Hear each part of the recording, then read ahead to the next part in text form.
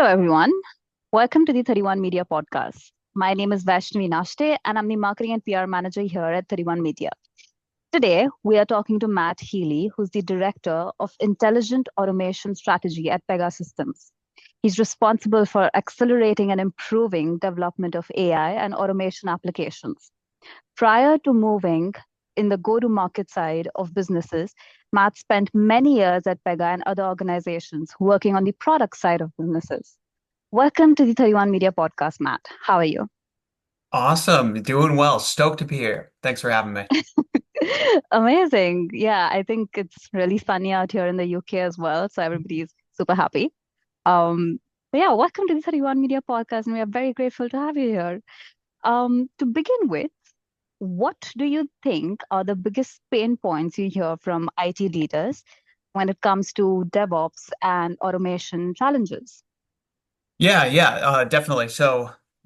I get the honor of working with our enterprise IT clients to, take Pega's AI and workflow and automation capabilities and scale them out, bring new functions, new capabilities into their business to help their business partners improve efficiency and effectiveness and productivity, and make sure they're scaling that out quickly and with quality and with repeatability. Mm-hmm. But a lot of this is DevOps and development practices, and enablement and all that good stuff. But this is Mm-hmm. a topic that is near and dear to my heart because for many years, you mentioned I was in the product org. My role was a release manager.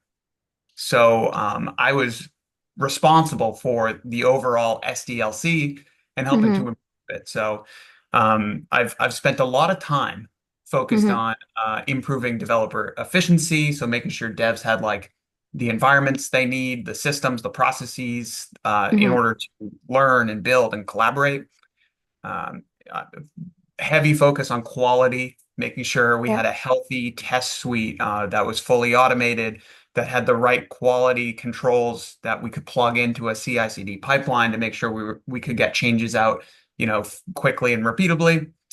And then, of course, just accelerating the overall, agile process and getting to that CI/CD nirvana Mm-hmm. that everyone talks Yeah. about. So I was focused on that from a product perspective for many years. And then when I got the opportunity to come and engage with our clients, I realized that the enterprise space, enterprise IT, Mm-hmm. had all the same challenges, Mm-hmm. all of the traditional DevOps challenges and Yeah. ambitions.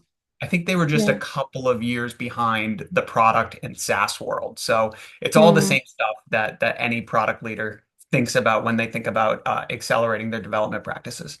Yeah.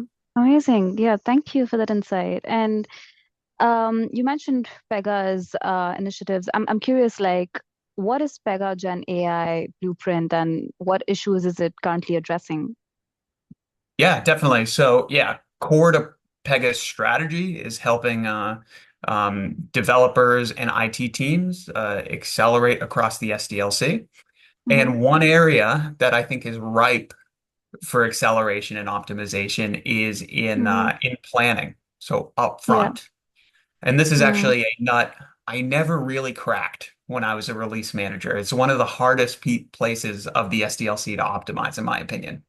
Mm-hmm. When you have many different teams working on a big initiative, it can be Yeah. really hard to get from idea and goal to something actionable from a development perspective, something a Mm-hmm. developer can actually pick up and and go do. Yeah. Uh, and this is the same, it's true in product, it's true in enterprise IT. Mm-hmm. And we have actually done studies on our, implementations of large scale AI and automation projects in the enterprise space and found that on average, Mm-hmm. designing an initiative, going from idea to user stories, Yeah. that can take 8 weeks itself. Mm-hmm. So 2 months before a developer Mm-hmm. actually gets hands on keyboard and starts building something. Yeah. So we introduced a new capability called Pega Gen AI Blueprint, Mm-hmm. which is just focused on giving business and IT and all of the stakeholders across the project a collaborative workspace Right. that they can go in and design projects. And along the way, It Mm-hmm. provides generative AI guidance Yeah. to surface best practices from the industry, new Mm-hmm. ideas on how to approach problems, and then Mm-hmm. also helps sort of translate the business requirements into technical requirements and paves Yeah. the way into development. So it's really focused Mm-hmm. on taking that 2 months of design time and compressing it down to, weeks or days or Yeah. maybe even That's shorter. making it much more efficient. Yeah. Amazing. And what do you think can be done to sort of address all of the challenges that are currently happening in the DevOps and automation space in our industry? Yeah, well, it's a really exciting time, I think, with Yeah. generative AI to help. Yeah. It's all the same challenges that we've been having for years, probably decades, Mm-hmm. right?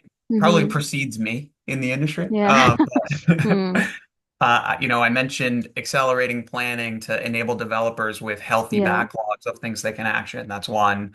Actually building applications and, incorporating best practices into your code and how you're architecting, Yeah. um, test generation, DevOps, CI/CD. It's all the same challenges. I think generative AI has unlocked some opportunities to Mm. accelerate and take the burden off of developers in a lot of these spaces. Right. So, we're focused on, how can we apply generative AI to do things like automatically generate test scripts on behalf Mm-hmm. of developers for the different components they're building, Yeah. provide suggested, boilerplate assets and components as developers Mm-hmm. are building the different components that they need to. Things like, automatic JSON Mm-hmm. transforms for integrations or automatic, Mm-hmm. React code for UX components. Just Yeah. everywhere where there's assets to be built, it's like, well, generative AI can probably take a first pass. Mm-hmm. Um, and then I mentioned user story development, just everywhere. So Yeah. just taking a new look at everything across the SDLC with these new tools that we have to play with. Yeah. Absolutely. I think when it comes to artificial intelligence, it's like basically evolving every single discipline as we know it. And, just to take that point into consideration, I think we even have like a conference which happens like in London, which is for DevOps itself, where we sort of discuss all of these other challenges. We've got speakers from all over the world coming together, discussing about how the field is evolving and what the future really holds for it.